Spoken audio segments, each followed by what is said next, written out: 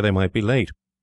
Indeed, they had been quite distressed at hearing of Virginia's disappearance, as they were very grateful to Mr. Otis for having allowed them to camp in his park, and 4 of their number had stayed behind to help in the search.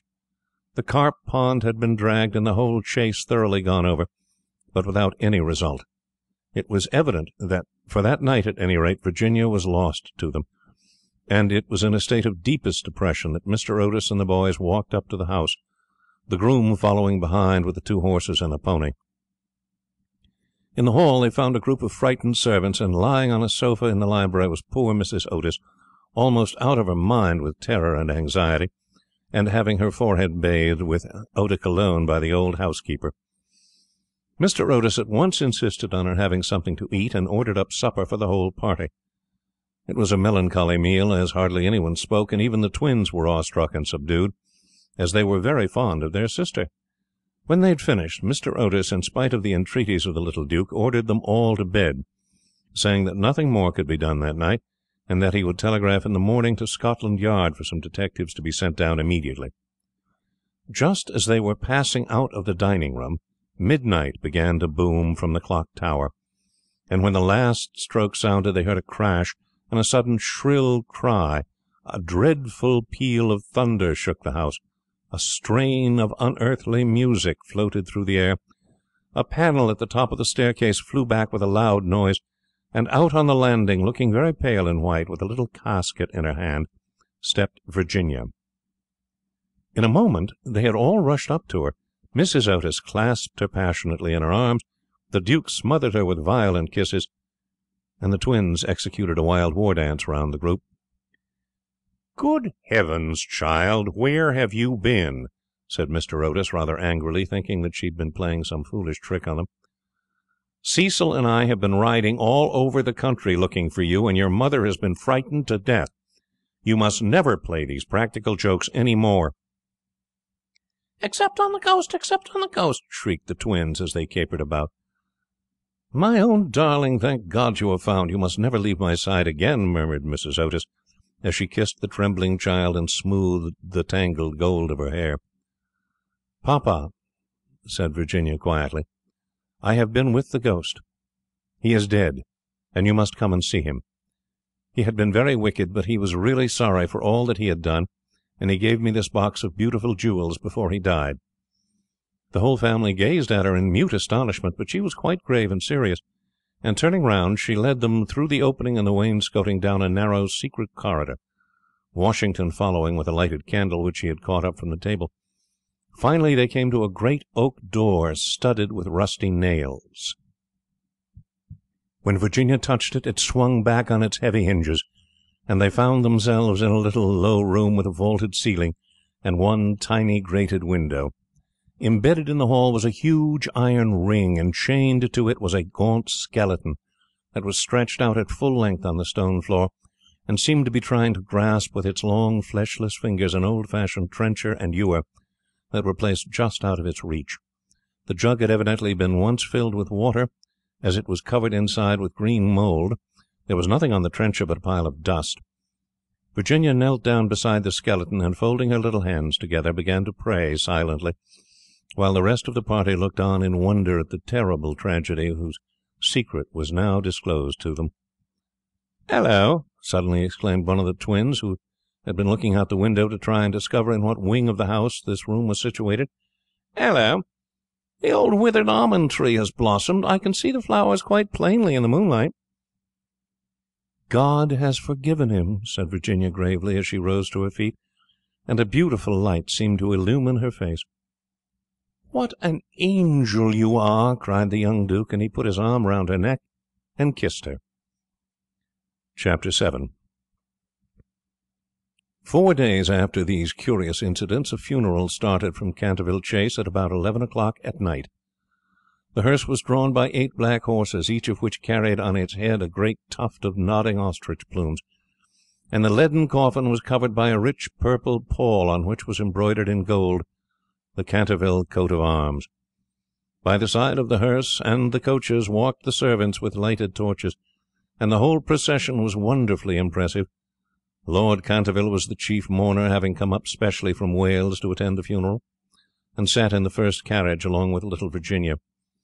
Then came the United States Minister and his wife, then Washington and the 3 boys, and in the last carriage was Mrs. Umney. It was generally felt that, as she had been frightened by the ghost for more than 50 years of her life, she had a right to see the last of him. A deep grave had been dug in the corner of the churchyard just under the old yew tree, and the service was read in the most impressive manner by the Reverend Augustus Dampier. When the ceremony was over, the servants, according to an old custom observed in the Canterville family, extinguished their torches, and, as the coffin was being lowered into the grave, Virginia stepped forward and laid on it a large cross made of white and pink almond blossoms. As she did so, the moon came out from behind a cloud and flooded with its silent silver the little churchyard, and from a distant copse a nightingale began to sing. She thought of the ghost's description of the Garden of Death. Her eyes became dim with tears, and she hardly spoke a word during the drive home. The next morning, before Lord Canterville went up to town, Mr. Otis had an interview with him on the subject of the jewels the ghost had given to Virginia.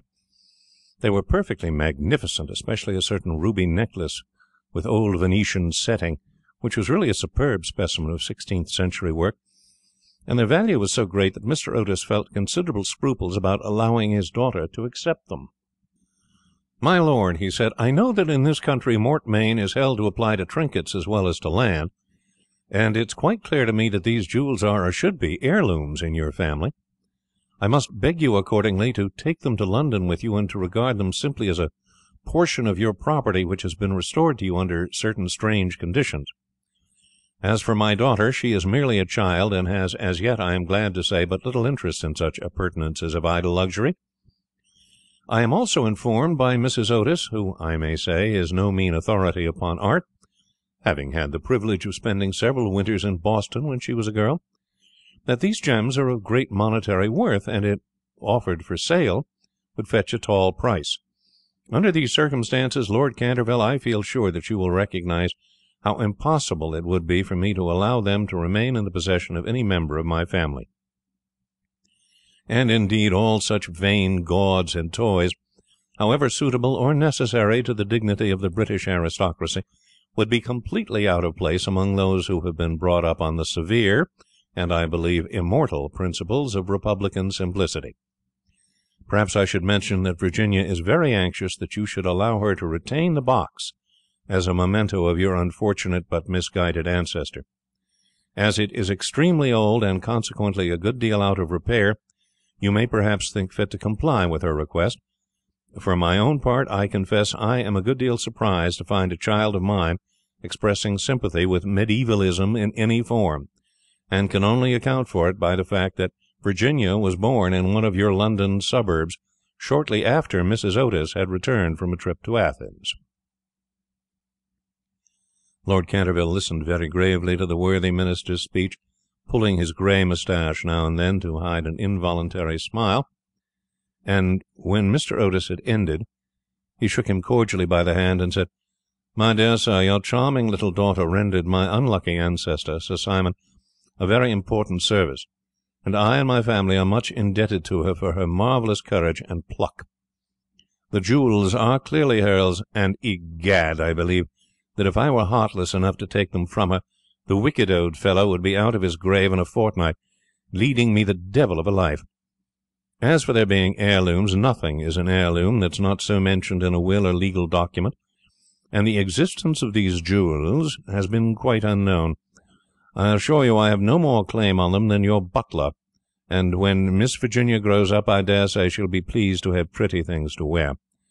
Besides, you forget, Mr. Otis, that you took the furniture and the ghost at a valuation, and anything that belonged to the ghost passed at once into your possession, as whatever activity Sir Simon may have shown in the corridor at night, in point of law he was really dead, and you acquired his property by purchase." Mr. Otis was a good deal distressed at Lord Canterville's refusal, and begged him to reconsider his decision, but the good-natured peer was quite firm, and finally induced the minister to allow his daughter to retain the present the ghost had given her, and when, in the spring of 1890, the young Duchess of Cheshire was presented at the Queen's first drawing-room on the occasion of her marriage, Her jewels were the universal theme of admiration.